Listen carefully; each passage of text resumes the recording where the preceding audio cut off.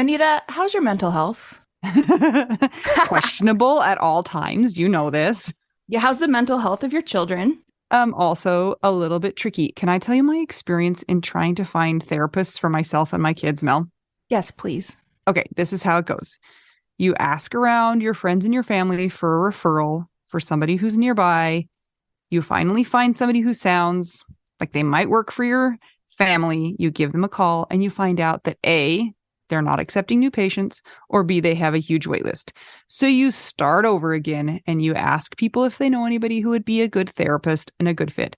Finally, you find one, you go and you meet with them and you figure out that you don't actually like them that much. But it's been so much work to find somebody who you can go to in your area that you're kind of stuck with them.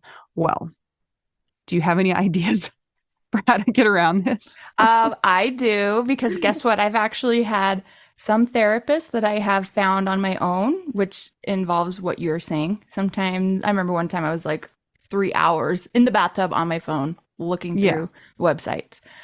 I was such a prune at the end. But I have also had the experience with working with BetterHelp. And it was like, I don't want to say too good to be true, but because it is true, but it's like amazing because I was matched with my therapist within 24 hours. And you didn't have to go through all of that other ridiculous process of trying to find somebody. And here's the cool thing too, is if that person didn't work out for you, you can just switch and say, and it's not like you're committing to another years long search for somebody who you're going to jive with. It's true. And I lucked out, or maybe just BetterHelp is really good at matching people together because I never had to change my therapist. I loved her. Perfect fit for me. And I know that some of our friends have used BetterHelp and they've had to change therapists, and boom, same day, you can change. Easy peasy. You can ghost your therapist. Get a new one. I love this idea. BetterHelp is one of our sponsors. If you use our promo code trybetterhelp.com/WWDN, you get 10% off your first month. And we totally recommend it. Yes. Get some therapy. That's trybetterhelp.com/WWDN. Hey, Anita. Hello? Hello? Okay. I was just tricking you. Anita's not here. She has been very sick and has been out for most of the week. So don't worry. She's on the mend. She's going to be fine. But you get just me today before we get to the interview. So this is going to be a little short, little blah blah with me, Mel. Welcome to the Widow We Do Now podcast. Actually, I'm here with my co-host, Scotty, but he's kind of silent. If you've listened to the podcast before, you know that we do a Patreon shout out, but since Anita is not here today and it's not as fun, we're going to wait till next time. So thank you, patrons, for your patience. And when Anita is also back, we're going to fill you in on Camp Widow because we had a great time and saw a lot of great friends. If you enjoy this podcast and you would like to help support it so it can continue to keep going, please consider joining our Patreon, patreon.com/WWDN. If you don't want to do that, you can buy us tacos, buymeacoffee.com/widowwedonoww. If you don't want to do that, please give us a good 5-star rating and review on Apple Podcast. Or you can now do that on Spotify. We also have an app. It's free. Get it. If you have Widow Brain, everything is contained in the app, so you can find things there. And let's hope that we all have a good week. In Utah, it's snowing. It snowed like 1.5 feet. It's really insane because this is March, almost April. So we're kind of confused over here. But we hope wherever you are doing well in your widow world. Or if you're not a widow and you are a grief supporter, blessings to you. Thank you for listening. And have a great week, everybody. Now, let's get to the episode. You guys are going to love Holly. She's super cool, super fun, super awesome, and has been through all the things and then some. And she tells her story with grace and humor and flair, and we love her so much. Okay, I'm Mel. I'm Anita. I'm in my bed, sleeping with cough drops. And we're just two young widows trying to figure out widow we do now.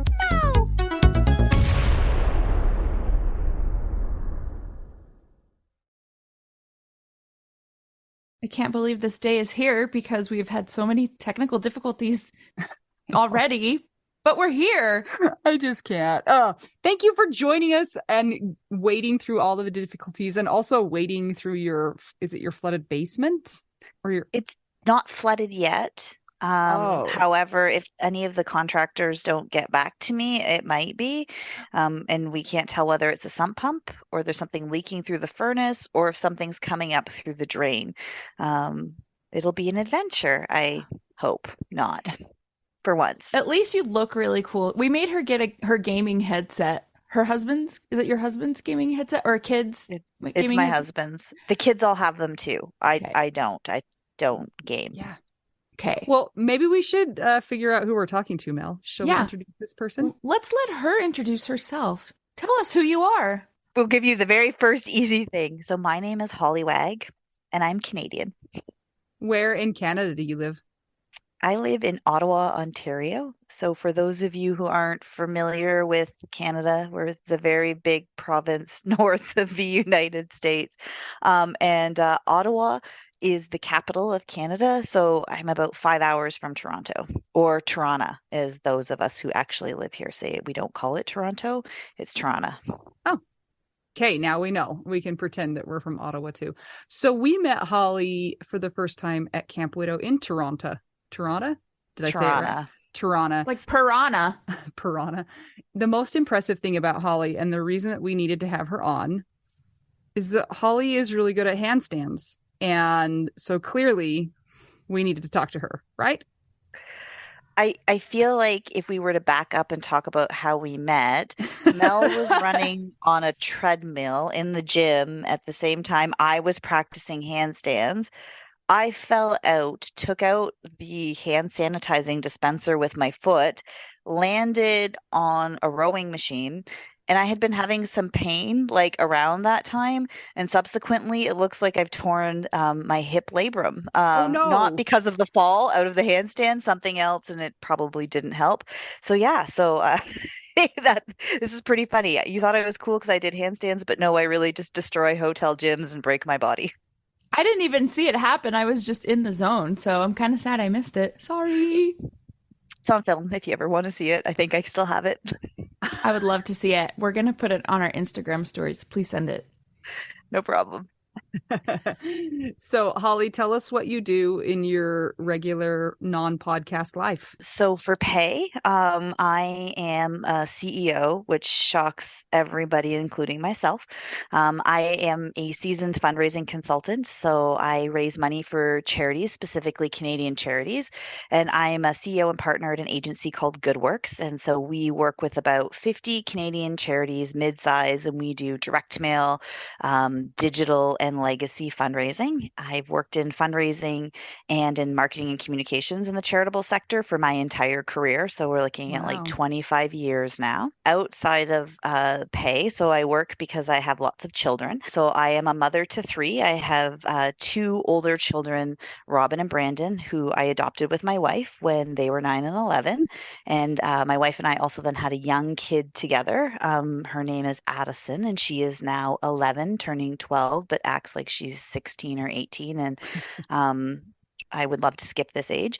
And and then I am actually widowed and remarried. And so I also have another 5 children by marriage. There's 8. Stop.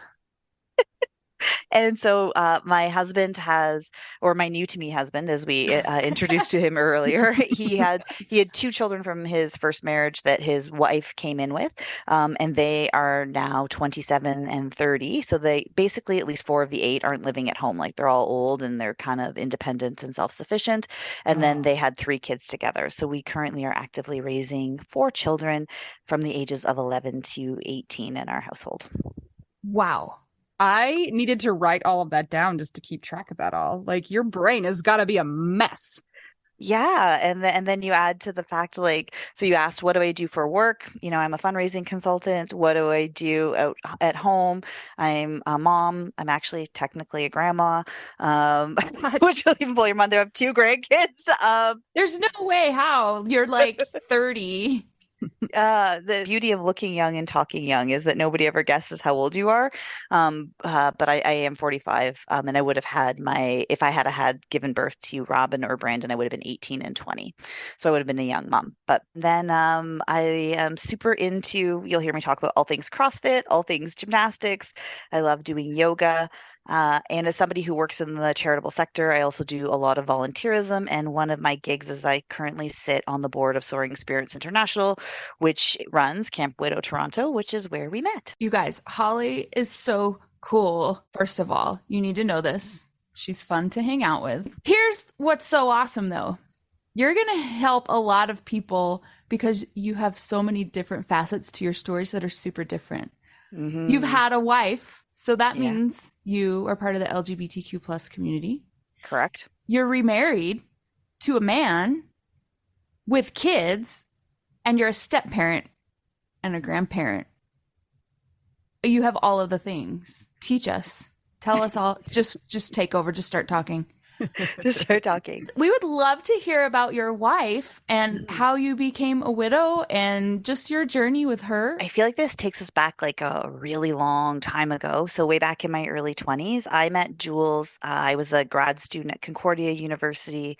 She was an undergrad here in Ottawa at Carleton University, and we were writing online for this queer youth journal called Oasis. And so these are the days, folks. Does everybody remember LiveJournal? Did you have a LiveJournal? No. What is that? What? Okay, this is like one of the earliest blogging sites. So before blogs, there was LiveJournal, which was like a community where people would essentially have a blog, but it was, you're more kind of looking at the zine days, and you would write your posts about your life. It was like your diary kind of being online. And so Oasis was another virtual community, and it was queer youth from around the world. And we each had our little sort of, portals, and we would be writing, whether it was creative writing or realistic writing, or realistic, that's actually the other word for that is fiction or nonfiction, whatever it was that you were writing. But we were both authors on this queer youth site, and we were towards the older age because I think I was 23 at the time and Jules was 21. So we initially met online, and our story of meeting was pretty cool. We played a game of ID tag. And what does that mean is that we had never seen pictures of one another, because this was also in the days where you didn't really post a lot of pictures. There wasn't a Facebook, there wasn't an Instagram, there wasn't any of that. Was this MySpace days? Was this pre-MySpace even? Yeah, kind of like a little bit pre-MySpace and then into MySpace. So I basically came to Ottawa not knowing what she looked like. It turns out another person who wrote for that site had shared a picture of me, so she knew. And I sort of created a game where we would met at the chapters at downtown, for those of you from Ottawa, the one at the Rideau Center. And so we had to like run around the store, and the first person to spot the other person, because it was tag, right? Like, I see you, you're it. And that's how we met for the very first time, was playing this game of ID tag. So fast forward, we ended up falling in love. I ended up moving from Montreal to Ottawa. We then, got a dog, got married, got a house, pretty heterosexual in all of those sort of normative ways. And then we decided to have children together. So we adopted Robin and Brandon, and they came from the Children's Aid Society. So that's public adoption. And they were 9 and 11, as I mentioned before. And there's so many cool facets of that adoption story. But so we had them, and then we decided a couple of years later that we wanted to have a kid together. And so we used a known donor who happens to be my best friend from university. And he helped us conceive Addie. And then I gave birth to Addison, almost 12 years ago. And Jules and I had a great marriage. One of the cool things we did that I'm super proud of. Anita has a question, but before I'll tell her what I'm proud of, then she's got to ask her question. Okay, tell me what you're proud of, and then I'll ask. Or do you want me to ask first? Ask first. Okay, I'm just curious. Did you adopt your two oldest kids when they were 9 and 11?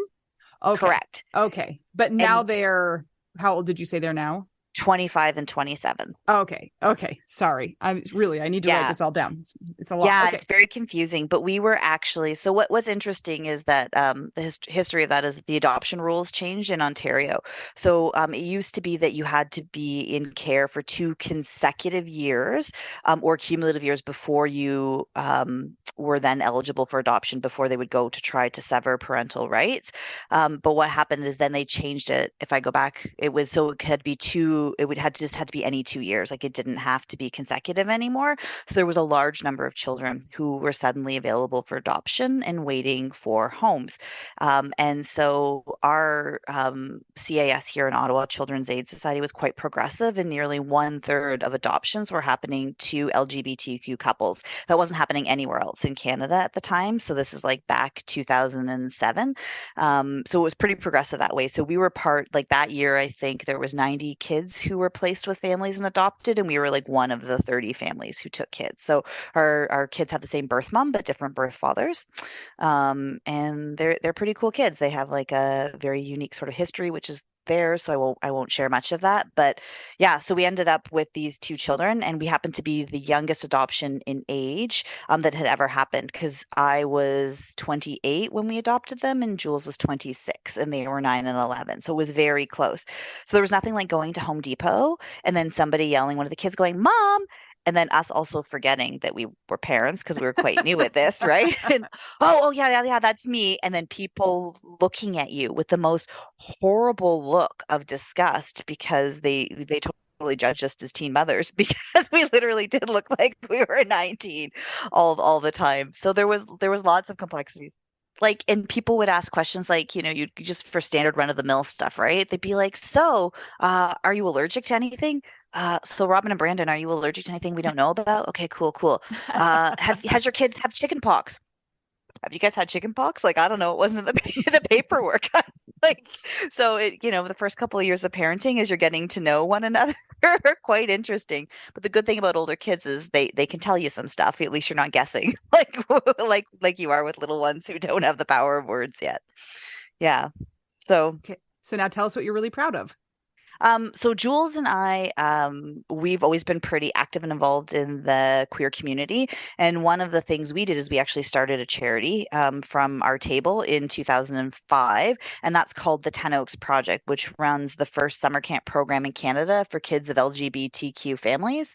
And I guess it's like 18 years later, 19 years later, and it's still running. It runs summer camp programs, it runs parenting groups, it runs other sort of camp programs, and it exists out there and is owned by the community. So we were like, as we like to say, we weren't just like a little gay, we were really gay. So when we were like adopting kids, they needed to be really comfortable that they would be part of that queer community. And that's part of like the interesting part of my journey of ending, as after I was widowed, was like, starting to date again and dating a dude. It's like, so pretty gay, like there's my pictures on Bank Street. I have a Lifetime Achievement Award. Like I'm pretty well known. My name is. So you have to be really comfortable with this. So that's been super interesting. Yeah, I'm really curious to hear the details as the story goes on. So, what in the world happened to Jules?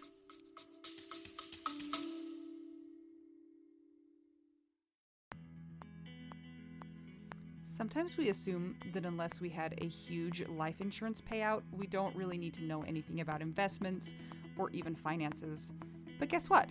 A little knowledge of finances is critical for all of us. Maybe your partner was in charge of that stuff, and now you find yourself making all the decisions. Maybe you're mad about that. Maybe I am. Nicole from the He's Gone But the Money's Not podcast is here to help.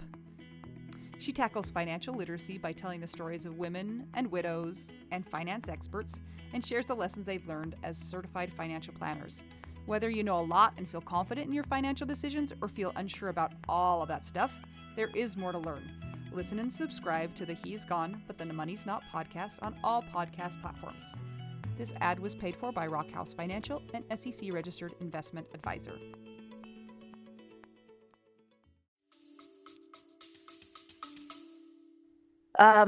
Well, I laugh because she would probably still say this with a sense of humor. She had a touch of leukemia. Yeah. which is never just a touch. Yeah, so in January of 2016, she was officially diagnosed. And in the fall leading up to that, she had a variety of symptoms that didn't really make sense, although they didn't clearly align with leukemia. Like her blood counts looked okay, but she went to the hospital once because, she felt like her heart was racing in her chest. Her gums would spontaneously bleed. She just had this like level of exhaustion that was unprecedented. So we kept on checking in on her health status because we had been planning for the past year and a half to go to Africa. And so I was doing one of my bucket list items was to climb Mount Kilimanjaro. And we then agreed she would support me in doing this. And I would go over for 2 weeks. And it was a charity fundraiser with Outward Bound Canada. And then her and Addison would join me because by that time, Robin and Brandon had moved out of the house, would join me for a 2 week safari. And we never made it. So she was well enough, and I went on my way and I summited Mount Kilimanjaro. And as I came down, I got this weird text saying, please ignore that, but call me when you're down, which was very weird, was not like her because I hadn't talked to them for 7 or 8 days. And so I picked up the phone. I borrowed it from a buddy on my trip, and I called home. There's an 8-hour time difference, and my mother-in-law picked up the phone, and I know I'm not supposed to swear, but I literally said, "What the are you doing in my house?" Because my in-laws live 6 hours away. So if my in-laws were at my house, something was really wrong. And I was like, "Where's my kid? Where's Addison? Is she all right?" And then my mother-in-law said, "Dennis, get Addie to the car, get her to daycare. I just have Holly on the phone." And I was like, "Where's Julia? What is going on?" And she's like, "Calm down. Everything's gonna be okay." I'm getting more and more agitated. And she's like, "You need to call Julia." And I was like, "You better tell me before I call her." And she's like, "She has leukemia." And I was like, oh my gosh. And every horrible movie that you've ever seen, Hallmark movie, comes rushing in because all you know is that everybody dies. So, hung up the phone, called Jules. She had already arranged all my trip to get back to Canada, cutting our trip short, and, caught my planes, connections, whatever. And like 2 days later, I was back in Canada. So Jules went through chemo twice, got into remission, but she had a very aggressive type of leukemia. Luckily, her sister was a match for a stem cell transplant, and 3 weeks after she went into remission, they went through and gave her that stem cell transplant. Jules really struggled through chemo. She had a lot of complications, and her transplant. She was a very complicated patient, and she ended up in and out of the hospital throughout that. I would say of her last 15 months of life, she was inpatient for 8 months of that. So that's pretty intense. But it was really beautiful. Throughout the fall, there was numerous times we thought she was going to die, just given the complications she was having. She says bleeding from places you're not supposed to bleed. She lost full mobility, wasn't even able to walk without a walker, and she was 35 when she was diagnosed and 36 at this point in time. And she came out of the hospital, was discharged in December, and we had a glorious 3 months. She was able to walk again. We learned how to cross country ski. She's very fanatical about cleaning the house, was like organizing everything. She was doing, a whole bunch of other different treatments to help her get better. She was planning on going back to work. And the one promise she made throughout, she never promised anything throughout leukemia to any of our children. And she did everything she did because she wanted to say, I did everything I could so I could be alive for you. But our daughter said, Mama, like, I want you to be at my 6th birthday. And she says, Addison, 100% I'll be there.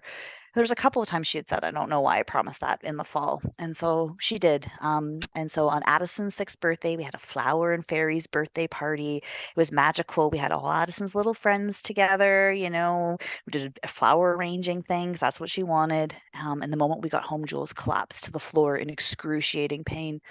And so we said, okay, you maybe started a new drug last week. Like, I don't know what that was. And then this next day, it happened again at the exact same time. So by that point in time, she ended up going back to the hospital. They checked her blood work. It looked fine. So they scheduled a bone marrow biopsy. And we got the results of that. And by that time, her blood work had totally changed. And the doctor walked in and he looked at it and he said, sorry, buddy, it's bad. It's all bad. And I looked and they said, it's 11 months. You haven't made it a year. This is the end of the line. Like, that's it. There's nothing else they can do if you relapse before a year. The science isn't there. And they confirmed that Jules was terminal, and they gave us 3 weeks to 6 months to live, which is, you know somebody when they're sick with leukemia. I knew she had a 10% chance of making it 5 years, and we'd never been that lucky. So we lived that entire year with this, I'm going to say, magical being of trying to make every day the best possible we could, or inject something. Like, I remember at Easter, I taught Addie how to ride her bike, but Jules was in the hospital and couldn't be part of that. So I brought the bike to the hospital, and she watched her kid learn how to bike on a two-wheeler from her hospital window, right? Like Aw. outside. Like, it was just beautiful. So anyways, Jules relapsed. She caught an opportunistic infection, and she died a week and a half later. Wow. And it was very quick. But it was the most beautiful death I have ever been a part of, where she died in the ICU, surrounded by her friends and her chosen family and her kids. And it was perfect. First of all, so sorry that you're a widow. And Jules sounds amazing. And I love the bike riding story. That's so beautiful in a sea of tragedy. Wow. The children that you adopted had already gone through a type of loss because their families of origin, Yeah. I guess, they had to have loss with that because that's how you came to be with them. So I want to ask you how this was for them, and then also Yeah. Addie. So for our older kids, it was really hard, especially our middle one, Brandon, because him and Jules had a very special bond. And so Brandon, the kids had multiple forms of trauma growing up, particularly around neglect. And Robin has handled it kind of okay. But that's part of her sort of journey and her learning disability. She processes information differently than I do. But Brandon, it's been devastating. Brandon just back spiraled for the first couple of years, and he's just now. So we're entering year 6. He's just coming up for air and is moving forward in his life again, because for him it's just been trauma after trauma and loss after loss in his life. And shortly after Jules died, about a year later, another one of his last trusted adult in his life, other than me, also passed away. So he's just had lots of death. Yeah. And was he 21 when Jules died? He's 25 now, so he was 19. Yeah, so yeah, he would have been, yeah, because he became a father at 20. So yeah, so him and his girlfriend got pregnant shortly after Jules died. That poor kid has had so much Yeah, it's trauma. nothing I would ever wish upon an adopted. So young. I mean, I don't wish the trauma of the loss of a parent on any child, but I particularly don't wish another trauma on a kid who's already had lots of trauma and loss in their lives. And limited ability and capacity, I think, to build those resilient skills. Because even 20 years ago, the resources that were presented to Addie were not necessarily presented to my big kids, because they didn't exist really at the time. That the awareness of mental health and all of that. And for Addie, I think we were a bit gifted, because it's not a magical age, but like, she was 6 when her mom died. So I think one of the beautiful things about it is kids are very concrete and literal, and grief happens like in a quick moment. So like, one of the funniest, like, and this really shouldn't be funny, but it's still hysterical, and she has a very dark sense of humor now as an 11-year-old, and it's funny. But the day we had took her to the hospital, and we said, Mama, we always use the terms, anybody can get sick, but when you're gravely ill, it means you're going to die. So we'd always use the phrase, Mama is sick, Mama is sick. And we found out when her cancer had come back, we said, Mama's gravely ill and Mama's gonna die. And so we at that point in time, I think we brought sushi to the hospital when we were telling her that in the cafeteria, because kids aren't allowed up on the leukemia floor. And she was like, okay, cool. Can we do like our art project now? And you're like, okay. And you kind of follow the gesture of the kids. But later that night, we came home and it was just her and I, and we were sitting on the stairs, and she turns to me and looks at me in a panic. She's like, what are they going to do if Mama dies sitting up? How are they going to lay her down in a coffin? And this was literally like her biggest concern about her mother dying. And I was sort of like, and you're trying to go with it and you're trying to follow their lead, but it's like, I'm trying not to lose it laughing, because like, really, like, this is the thing that you're thinking about. But I sort of explained how rigor mortis works, what I knew of it. And like, and it was fine. So A lot of in the first couple of years after, her biggest fear, and I always think from what I've learned with kids is deal with things very directly. You deal with it in very literal terms and matter of fact. And her biggest fear was losing me. Her biggest fear was that a robber was going to break into my house and kill me. And she lived like that, terrified for about 2 years. Or I always had to be 100% sure wherever I dropped her that I was there exactly when I said I was going to pick her up. So if you're at school and I said I'd be there at 3:30 to pick you up, you bet your bottom dollar I better be there, because one day Mama dropped her off at daycare and Mama never came back. Right? Mama went to the hospital and didn't pick her up that day and then didn't come home for 12 weeks after that, right? So she's always been very particular. She's grown out of it a little bit. Like she's, now she can FaceTime me and call me and all of this other sort of stuff. But in the first couple of years, always knowing where mommy was very important. Yeah, that's so common. And just so you guys know, my 6-year-old just broke into my bedroom to find my iPad. He's like, I don't care if you're recording a podcast. I have needs, Mom. I'm like, that Anita, that reminds me of one of your kids that has trauma around bedtime. All of them kind of do. But I have one in particular who really struggles at night. And it's because of that. He went to bed, he woke up, Dad was dead. So it's like bedtime is really hard because that's when terrible thing happens. And my kids have also had that robber scenario, like people breaking in. So like with Addie, like my tip would be like we mapped an escape route so she would know how to get around the house if the robbers broke in. And then we talked about all the realistic reasons why, being, for example, that your bedroom's on a second floor, like that's not even going to be the place where they start, or at all. But I saw a fabulous social worker, and Addie's a francophone. Julia was a francophone. So they made it as a little box and they called it Wait, what's a francophone? I don't know what that is. French speaker. French. So she speaks French as her first language. No, and I'm an Anglophone. I thought it was like a record player. A gramophone. Gramophone. No, but I'm sure the people who are Canadian and who are French are really going to love that part. That's really good. You're all gramophones. Sorry, guys. And then I went for German. Oh, okay. Yeah, with Frank, they're like, I was like, so dumb. In Canada, we have 2 official languages, English and French. So you can speak any of those and no German. But it's called a boîte de cauchemar, which is basically a nightmare box. And so she had to create a little box and she colored it all in.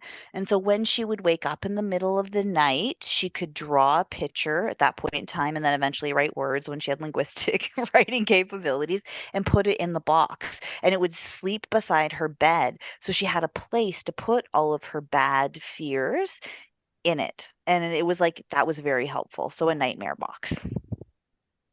What's really interesting is that for my kids who also had this weird thing about the robbers, my instinct was to tell them why it wasn't going to happen, kind of what you were describing. But then the therapist they were seeing at the time was like, do what you did also, like talk to them about what would happen if a robber did come. Like, what would the steps be that they would take? How would they fight back and things like that, which felt very like weird to me. I was like, why would we indulge in this thing that's like completely not going to happen? And it was like, but then if it were to happen, we're both in scenarios where your parent isn't supposed to die either, right? Like the chances of that are very small. And so the odds are thing doesn't work in their brains anymore because the odds weren't good that their parent was going to die, and they did. Anyway, so yeah, we had to do the same thing, but it was very foreign to me to say like, okay, what would we do if somebody did break in? And his like ideas for that were completely stupid, but they were good. I mean, yeah. He's like, well, I'll go get the baseball bat. And I'm like, yeah, like 3 rooms away. Sure. Yep. Yeah. But just having them my work kid's through martial arts skills suddenly in her dream fantasy were like amazing, like of which she has 0. Like, yeah. She doesn't do martial arts, doesn't do any karate, but apparently she was going to do these 6 moves, and I was like, sure. Right. Yeah, that's so interesting. So Holly, tell us about after Jules had died, you're grieving, you're facing life, and then now you're with a dude. Fill in that gap for us. Tell us. So I mean, in part, because I knew Jules was going to die when she was diagnosed at some point in time, but didn't know when, there was a lot of anticipatory grief, right? Before I even knew that she relapsed. So I say that because in the immediate time after she died, I walked into work and quit my job. And at which point in time, then they said, well, you're probably going to need something to come back to, like the same or consistent. So how long would you like to take off? And I said, oh, you're probably right. Jules said that to me. And so I said, can I have 6 months off? And they gave me 6 months off, which was really generous of them, Mm. unpaid, but it was nice to have the time off knowing how busy the rest of my colleagues were. And so I got to doing the business of, settling the estate. Jules and I had talked about moving many times over the years, and we had a cottage and a house. I knew I couldn't keep both. So I, decided I was going to sell the house. I actually bought a house, the one that I currently live in today, to move to be around a community because I felt our neighborhood was lovely and I loved our neighbors, but they were all seniors and there wasn't another single child on my block. So Addison could never go out and play. And so there was a bunch of queer families. There was about 25 families that live in this little neighborhood where I live in Ottawa. So we moved over here to be part of that. And it was essential for me to sort of have help in raising my child, and particularly, help that was connected to the queer community. And at about 3 weeks, I went to like my first grief support group, and there was a lovely group of 3 or 4, maybe even 5 young widows there. And I just had to ask them, and I recognize that many people will understand exactly what I'm saying and some will be shocked, but I had to say, I just really want to have sex again. Like, is this normal, this intense amount? My person just died like 3 weeks ago and I'm dying like inside. Like, what do we need to do about that? And they're like, it's completely normal. And I was like, okay, cool. I can like deal with that sort of feeling and situation. So around the 2 month mark, which is really, really early, I decided I was going to date again. And I was completely terrified in doing this, but dating for me meant that I was very clear, like, I don't want another partner. I don't even want a boyfriend or a girlfriend. I would like a friends with benefits situation. And so in talking with 2 of my best friends, I told them sort of what my plans were, and they were all like, you can't date in the queer community in Ottawa. And I was like, well, what do you mean? And they were like, well, because so Jules and I, because of the work that we had done, we were somewhat, our relationship was a bit on a pedestal and she was on even more of a pedestal than I was. So nobody was nearly good enough for me ever because nobody, right, was like Jules. So there was that issue. But they were also like, everybody who lives here has already dated everybody else, which is kind of true. And they're like, you don't want to get into any of that. So if you're going to date a woman, you need to go to Montreal or Toronto. And I was like, well, that's 2 hours this way and that's 5 hours that way. And I have a kid, like, not going to happen. So I said, well, I haven't dated men in years, so I guess we could just like figure out what that would look like again. And so, I'd been married, Jules and I had been married almost, like, we've been together 12 or 13 years, married 12 or 13 years, and almost together for 15 years. So I said, okay. So I set up a profile and Plenty of Fish. I don't even know if that exists anymore. I think it's like everybody makes fun of that one. And as soon as my profile was set up, before I even added a picture, you're flooded with all of these messages. And I was like a little overwhelmed and didn't know what to do. And one message stood out to me because it was from this guy who let me know that there was a spelling mistake in what I had written. But it was really funny. I can't remember. He'll remember exactly what the typo was. But that person happened to be Sean, who I'm now married to. So, yes, the very first person I dated post loss, I ended up marrying. So, this is a very hilarious story of me being very clear that I was looking for a friends with benefits situation, and him being like, nobody actually really wants that. I don't believe that, but sure, I'll go along with it.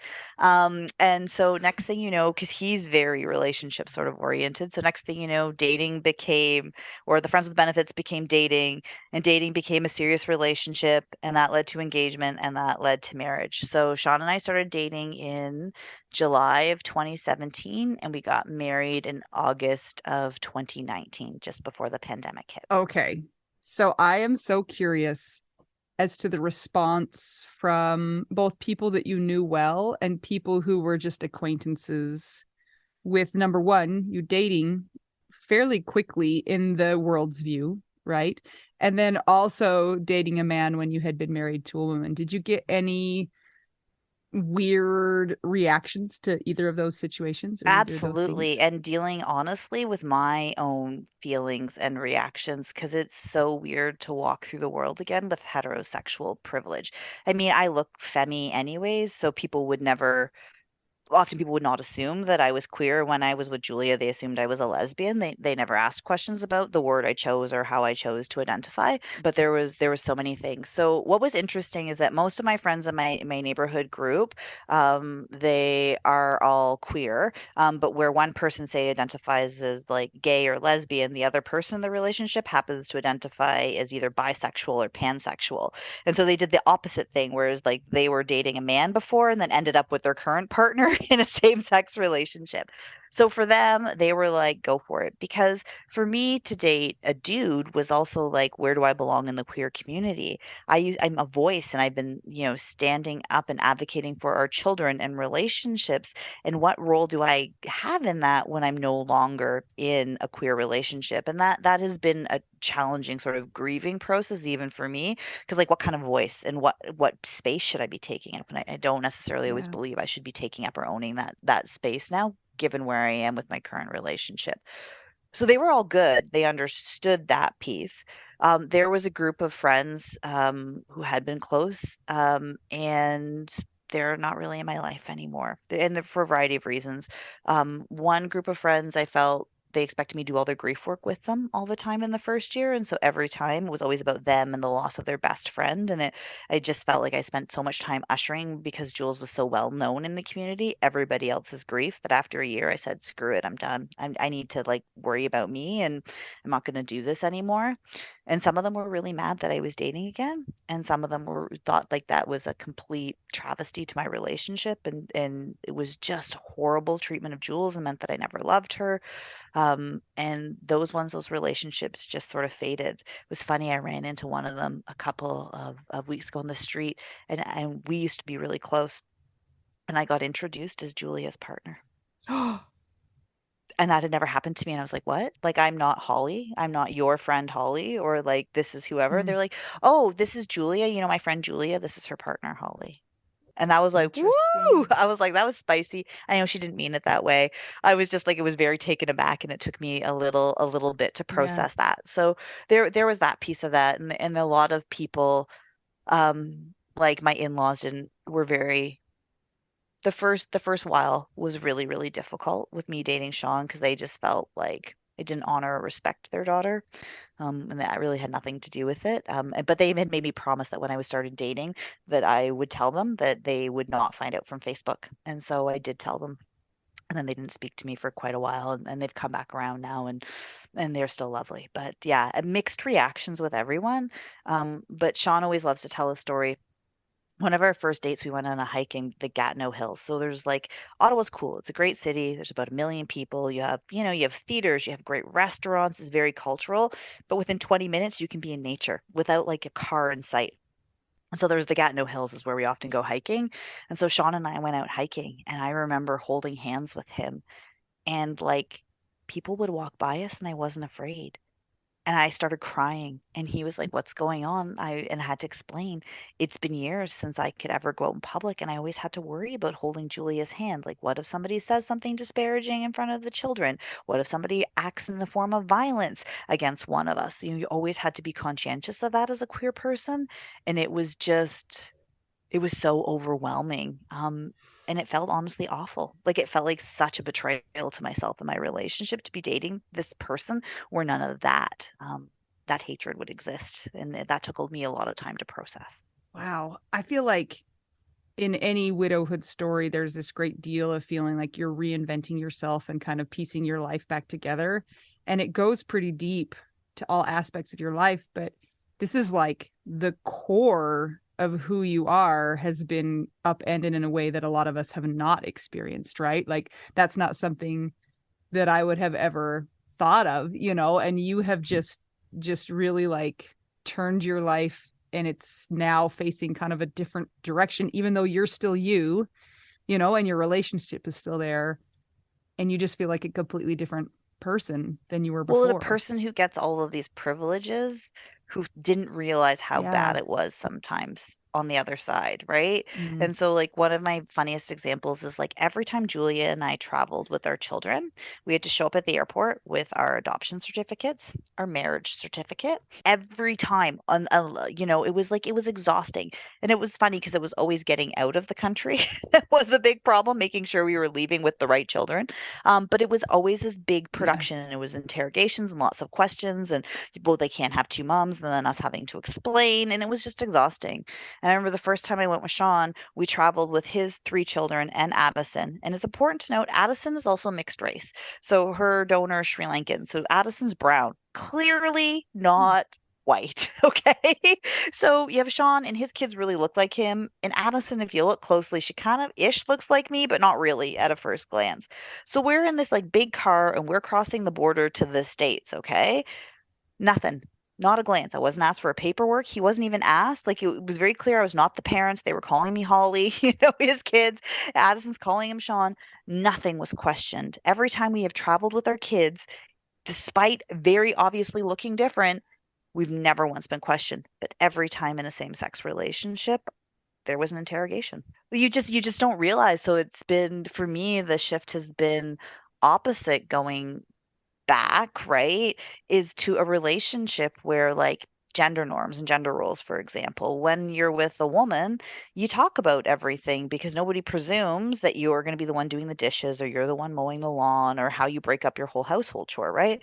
With Sean and I, like everything, there was some assumptions based upon like gender roles, I guess, about who should do what. And I've had to spend a lot more time negotiating with him. And then, as I like to say to him, and he finds it really offensive, are you bad at that because you're a dude, or are you just bad at that? And and so like because what we realized is like he's also like the antithesis is like he's the captain of fun, right? And I'm the captain of getting stuff done.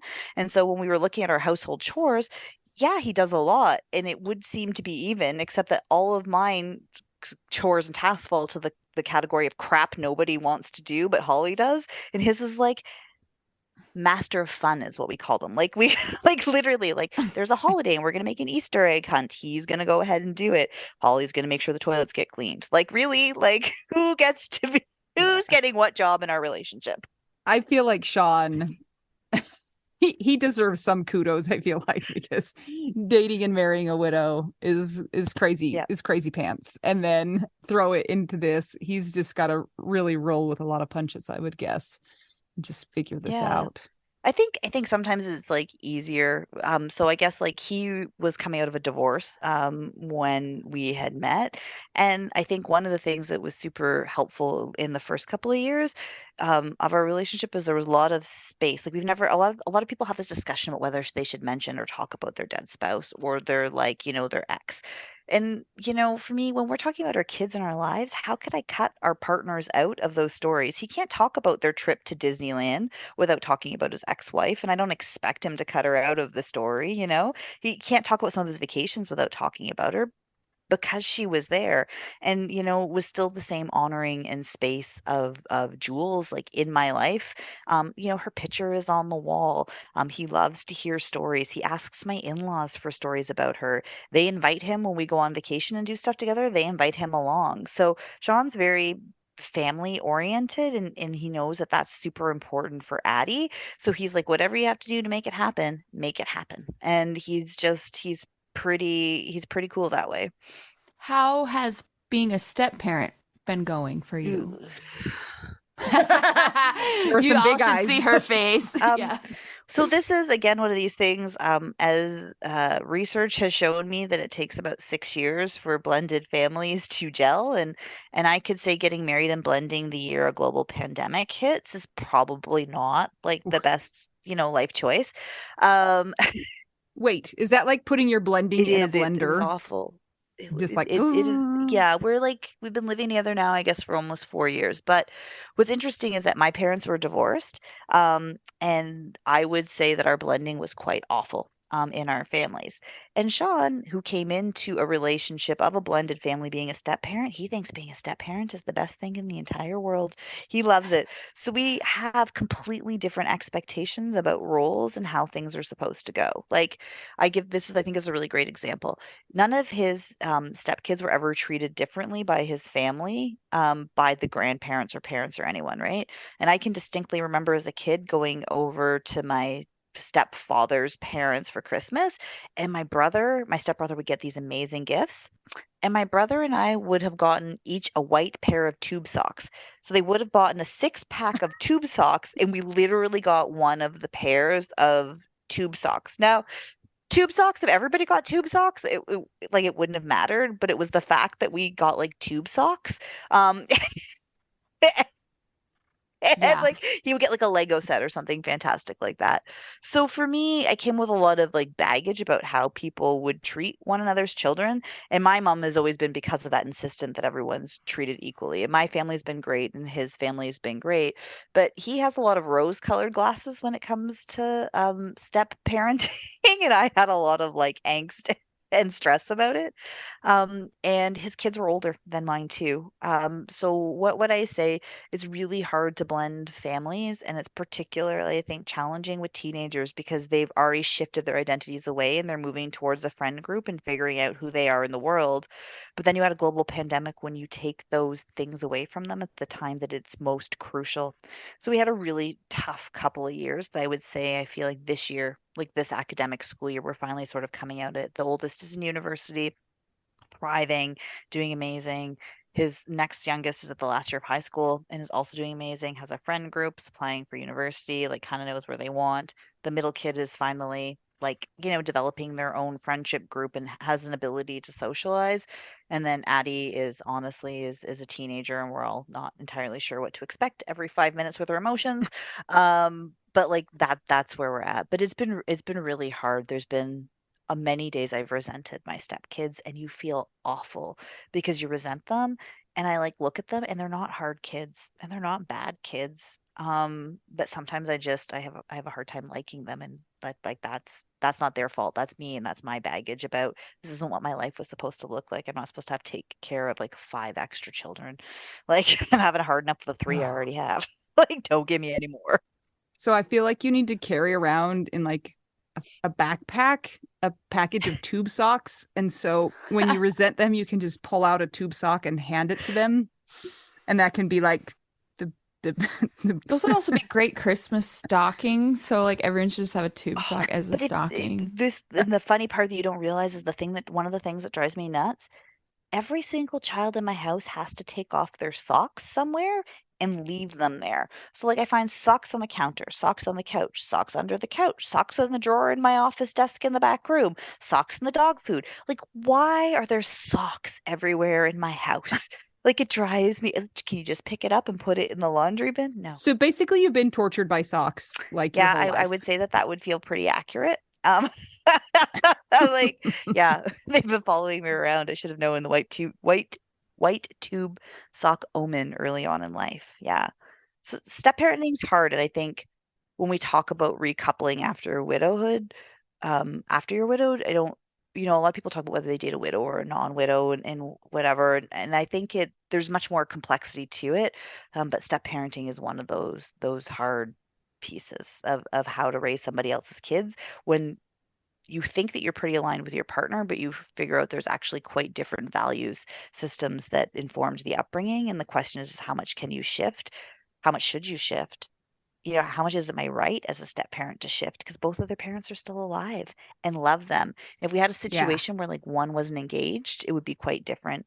But both are love their children and both are actively involved in their kids' life, which doesn't necessarily leave a lot of space for me. But I also selfishly don't have a lot more to give. I was going to ask about that. I was going to ask how active their mom was, because that's another really strange dynamic between a widowed person and a divorced person. A widowed person, the dead person has No say. no input in parenting. I mean, except for like trying to honor their wishes or their values or whatever, but they're not alive anymore. And the divorced person very much has still an alive person that in a lot of cases is involved.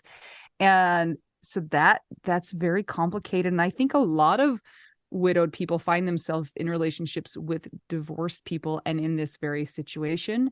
And I love that you were quite honest about it, because I think it is really hard to blend families.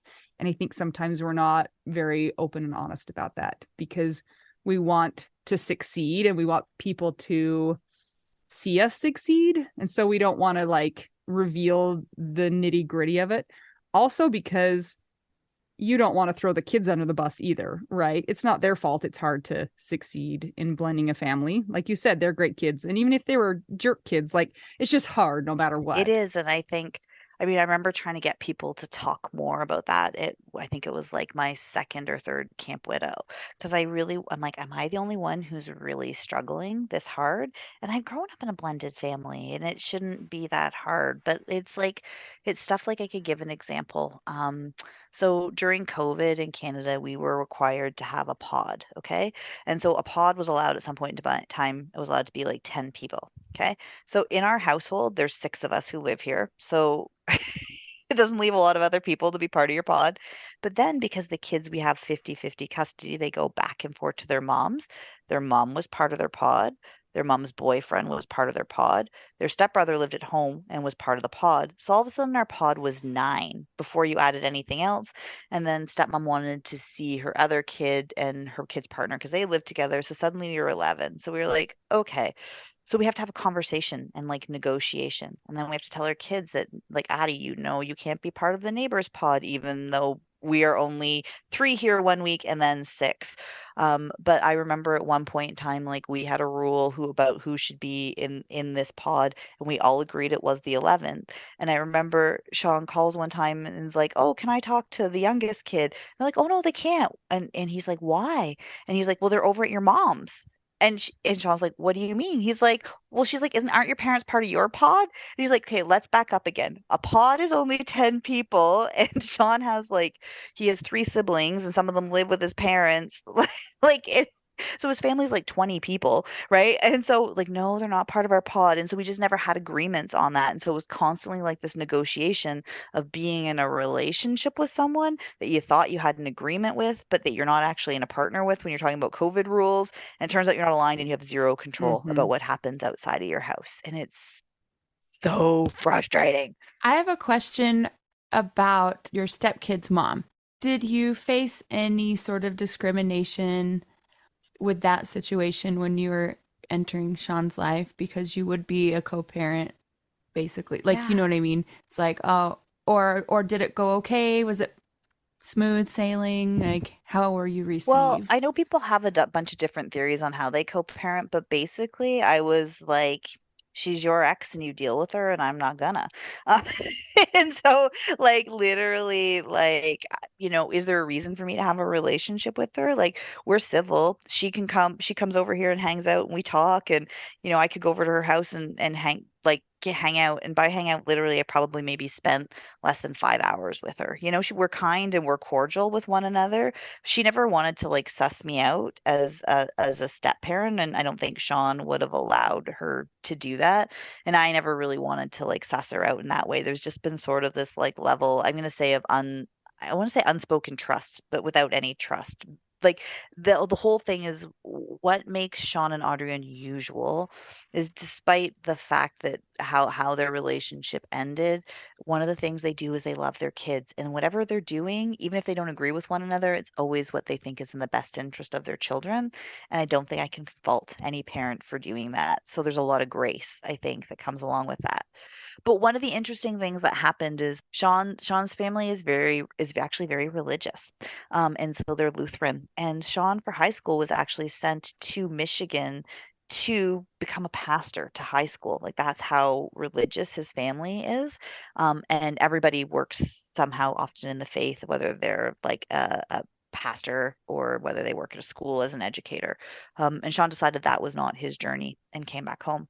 So it was interesting when he started dating me, that was a little bit hard for him to break to his parents, and they seemed to kind of be okay with it. They were more about that, well, how soon ago did your wife die? And like, I remember his dad saying, "That's a little fast, ain't it?" Like the first time he met me, it was pretty funny.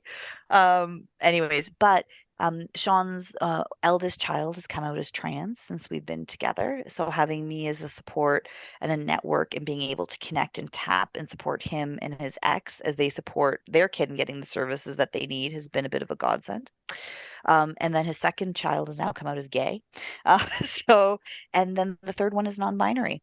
And so we laugh. I said, I can't believe that I'm now in this, I'm married to a cisgender man. I'm in this like heterosexual relationship. My family is gayer than it's ever been. Yeah. I love it. So it's kind of, he's so grateful. And what's interesting about it is because he's had to learn all of this language and being in the queer community, he works for the government and the public service. He's really stepped up in a large way about being this ally and what's it like to be a parent to trans kid and giving his kids space to speak at panels and doing a lot of the diversity education and sometimes what some queer people aren't going to agree with me, but sometimes having that cis het ally to do a lot of the work and open the doors gets people who might have not listened to those voices, the marginalized voices. And so, he's working in that way to make the world a little bit better for folks. And I'm appreciative of that. Wow. I just feel like you've got a lot going on, Holly. Yeah, it's kind of true, but like we're all flawed at what we do. We just try our best. And like I always say to Sean, like, I think as women, we're told that we can have it all. And I'm like, what does that actually mean? Because at some point in time, I feel like I'm failing somewhere, right? I'm failing in my marriage, or I'm failing in my relationship with my child, I'm failing my relationship with my stepkids, or I'm failing at work. All of these things are not going to go 100% at any given point in time. And so I always sort of like live my life thinking about, okay, which ball can I drop with the least amount of damage at this point in time? And so I think it's really interesting that Sean has asked in the last little bit. He's like, I need not to be last anymore. So for a while, you need to put me first. And I'm like, okay, cool. So we're like, we're juggling that right now as work becomes a little bit, further behind, or volunteer work is now going to have to go to the bottom pillar. It's always kind of doing that juggle, like in a relationship. And I think I love one of the things you talked about is like, let's talk about what it's like to be repartnered. Let's talk about what it's like to be remarried.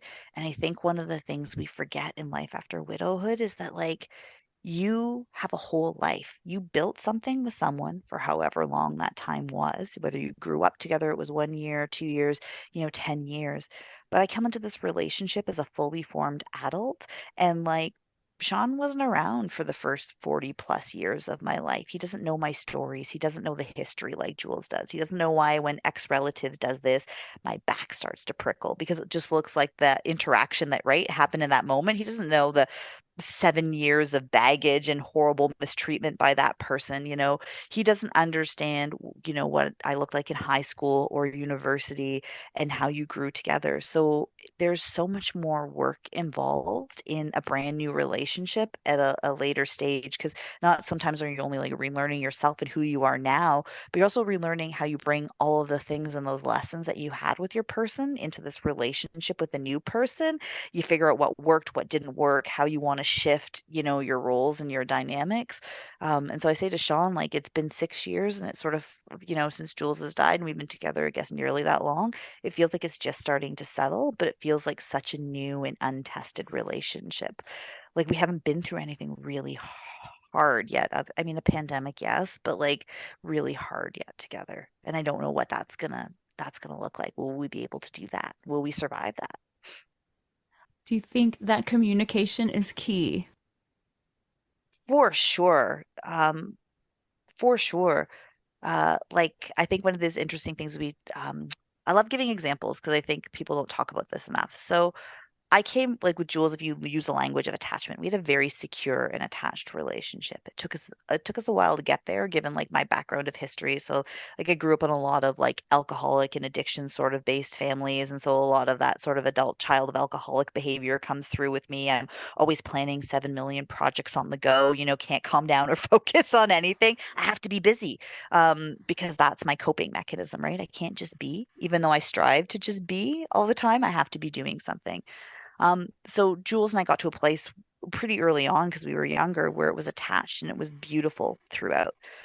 Sean and I, it turns out, well, I thought things were going really well initially. It turns out we had a wicked push-pull dynamic. And so it was always constantly this dance, and it was always making one of us feel unsettled. And we're still learning how to fight together. Like, we got in an argument early this week, and when he gets really mad, he shuts down and won't talk. And a person who believes that you shouldn't go to bed angry, or you should at least say, we're not going to talk about this now, but we can go on about the rest of our things and we'll revisit this. Well, we didn't talk for 2 days. And to me, this is still like, that's a really unhealthy mechanism.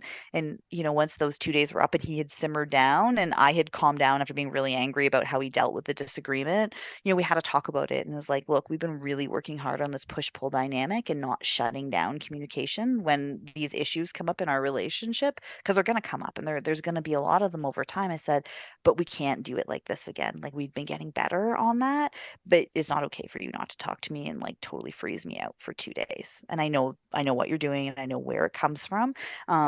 But we need not to do it. And he's like, you're right. I shouldn't do that. He's like, but this thing that caused the argument shouldn't have happened either. And so I was like, fair. And that's my fault. I communicated poorly. So you got to really learn how to do that with a new person. Wow, Holly, you have been through so many things and survived a lot of things and helped a lot of people in a lot of different ways. And it is such an honor to know you and to get to hear your story. So thank you for sharing that with us.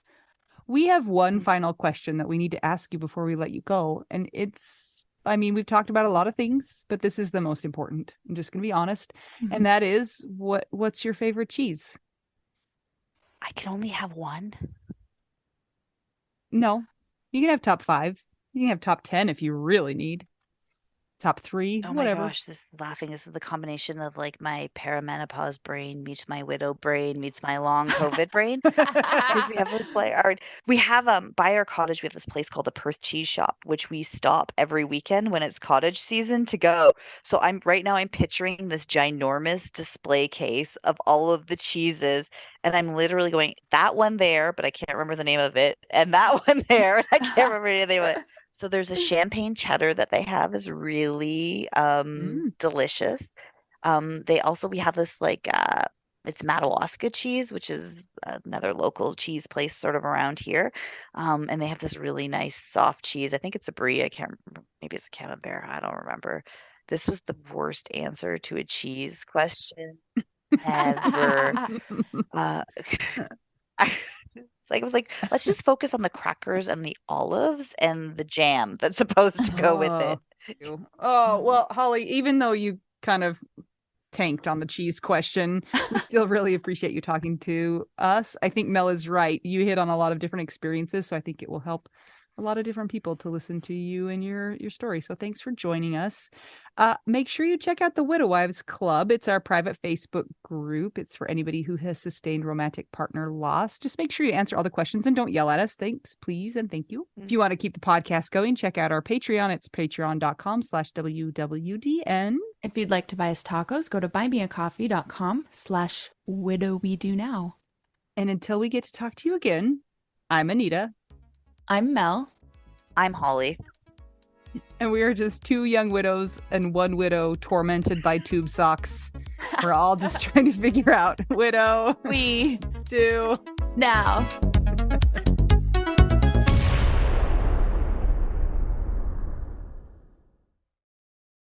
This is my favorite thing to discuss with you.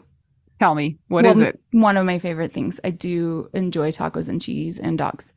This is about how you cannot pay hundreds and hundreds of dollars for a phone plan, especially when you're a widow, your person is dead, you might have kids, you might need another option, and you just want your phone to work, you want unlimited texting and service, and you want it to be like $25 a month.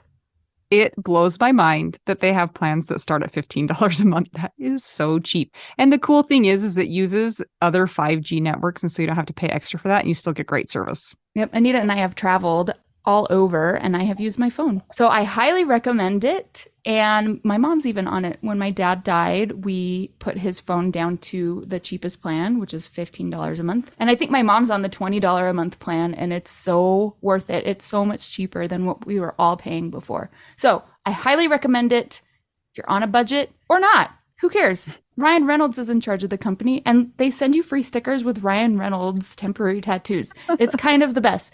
So if somebody wants to sign up, what can they do, Anita? Go to trymintmobile.com/WWDN. Seriously, you guys. Such a great idea. Save yourself some money.